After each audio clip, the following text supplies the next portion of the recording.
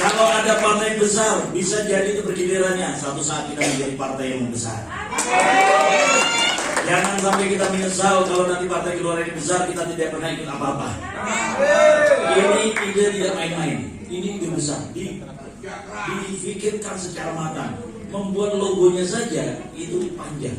Ada sayembara, ada analisanya, bagi apa alasannya, warnanya, mengapa bentuknya begini, sampai disebut mengapa namanya gelombang rakyat. Ini merasakan betul apa rasa yang ada di masyarakat, lalu kita menuangkan dalam sebuah nama partai, gelombang rakyat. Sesungguhnya partai ini adalah keinginan rakyat Indonesia. Kebetulan kita adalah pemikulnya dan kalian semua adalah calegnya. Amin. Kemudian berbicara tentang konstelasi, memang perbicaraannya agak panjang antara pileg dan pilpres. Sebelumnya pileg itu dengan pilpres berrentang waktu sekitar 3 bulan. Hasil pileg menjadi bahan, menjadi kursi untuk pengusungan 4 bulan kemudian untuk pemilihan presiden. Begitu ya? Ya. Pilgub, ini para caleg juga harus paham nih. Nanti di 2024 rancangannya adalah 14 Februari 2024 itu adalah pileg dan pilpres. Bulan November pilkada serentak. Pilkada serentak itu pemilihan wali kota, bupati, gubernur se-Indonesia sama waktunya.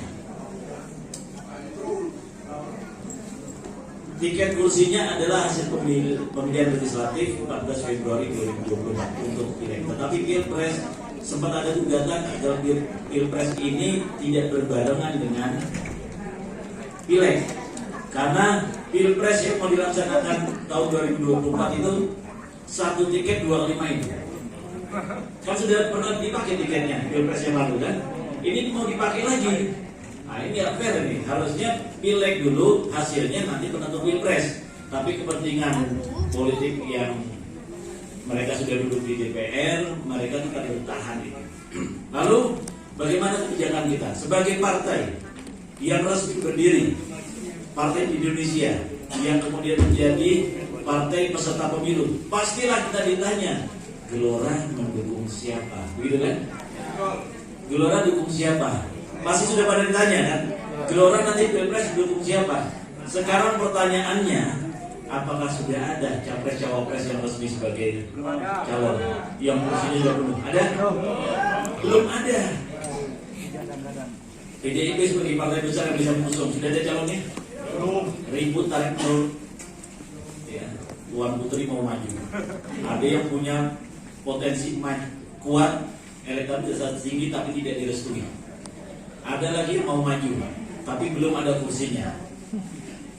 Ada 3 partai yang sudah siap mengusung salah satu calon, mau deklarasi, mengusung calon, mengusung kandidat, ternyata batal dan tidak jadi. Nah itu dia, karena Bu Eri membatalkan dukungannya. Nah ini khusus Kaltim, ini agak ekstra dan kita sudah minta izin dengan BPN. Jadi BPN memberikan tugas kepada kita seluruh DPW untuk mulai mensosialisasikan Anies Mata dan Fahri Hamzah. Kenapa? Kenapa kita berani mengusulkan? Kita sudah punya kursi belum? Sekarang, apakah seluruh pemilih tahu bahwa calon presiden dan wakil presiden harus punya kursi 20%? Yang mereka tahu calonnya siapa, dia nggak tahu tentang kursi, betul? Sekarang kalau kita mengusung calon yang muncul, baru wacana muncul. Kalau kita mengusung calon katakan si A, si B, apakah kemudian pendukungnya memilih Gelora? Apakah otomatis dia memilih Gelora? Bisa jadi. Merah punya calon. Kalau kita dukung calonnya, apakah tiba-tiba mereka mau memilih kita? Beda Oleh karenanya kita mainkan. Gelora menetapkan Anies Mata dan Fahri Hamzah sebagai calon presiden dan wakil presiden. Ini untuk menggaungkan Gelora akan naik. Bagaimana usungan kita itu nanti? Konstelasi pilpres belum selesai, calonnya juga belum ada. Nah terkait dengan yang khusus, sebenarnya agak beratnya di Kaltim. Ini secara khusus ya, kalau di daerah lain mungkin Pak Gus sudah tahu. Oke. Selamat datang Bapak Ibu Yakni.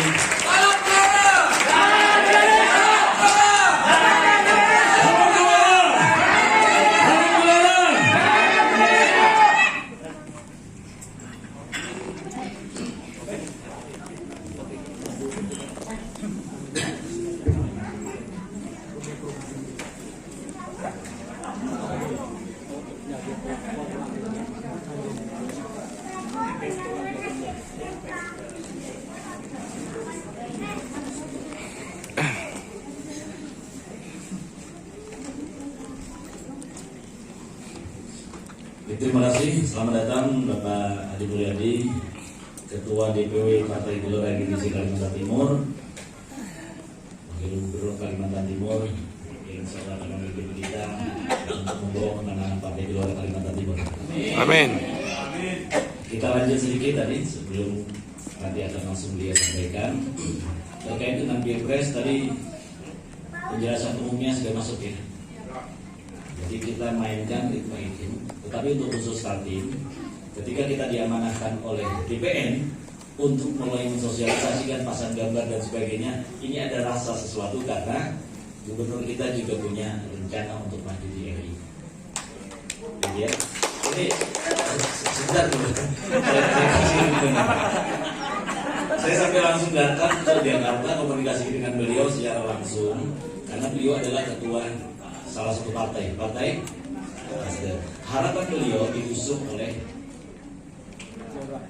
partainya kan. Lalu beliau sempat menyampaikan ke saya karena komunikasi langsung dari Pasar Rumah itu Nasdem. Surya Paloh dia tidak mendukung IKN. Paham maksudnya? Sementara beliau sangat berkeinginan mengangkat harkat martabat Kaltim agar IKN tetap berlanjut prosesnya. Bisa dipahami di sini? Nah, beliau juga masih tetap kita harus hargai dan bangga ketika Pak Gubernur kita orang asli Kaltim berani bertarung di kancah nasional. Saya mau calon presiden, calon wakil presiden siap asal ada yang musuh. Ini jangan dianggap remeh. Beliau punya kemampuan yang luar biasa. Kalau punya peluang maju di RI, beliau akan maju. Tapi kalau tidak, karena konstelasi kursi, maka akan kembali berpasangan lagi. Paham? Jadi jangan ditanya mau maju yang mana, RI atau Kaltim. Bisa dipahami, yang bertarung dulu nanti goalnya seperti apa. Nah kemudian karena ada wacana ke sana, kita sempat berpikir, wah kalau kita tiba-tiba mau di Kaltim berhamburan gambar Anies Fahri, lalu ada langkah bijak oleh Pak Adi Mulyadi, Ketua DPW kita, berkomunikasi ke DPR, minta jeda waktu sejenak komunikasi personal. Wagub sudah komunikasi langsung dengan Pak Gubernur, berbicara dari hati ke hati, menyampaikan langkah-langkah dari Gelora. Gelora ini partai baru, perlu mengangkat elektabilitas, perlu sosialisasi, dan salah satu agendanya adalah mengusung Anies Fahri sebagai capres cawapres. Wih, bagus, mantap kata Gubernur. Jadi respon Gubernur, mantap, lanjut. Nanti kami mau jangan nanti kalau perlu pasang sekarang gambarnya. Clear? Clear. Ini langkah bijak yang dilakukan Pak Wagub, tetap bangun komunikasi dengan Pak Gubernur. Ini yang namanya komunikasi politik. Mungkin beliau setuju karena beliau mengatakan Anies Mata Fahri Hamzah itu orang pintar, orang cerdas. Saya tahu persis. Rugi orang yang membuang dia di partai yang tidak tahu partai mana. Ini orang pintar. Begitu ya, beliau ini objektif kalau menilai, tapi tone ini positif.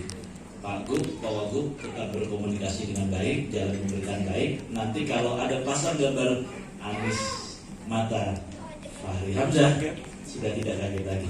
Dan kita jangan malu pasangnya. Kira-kira siap?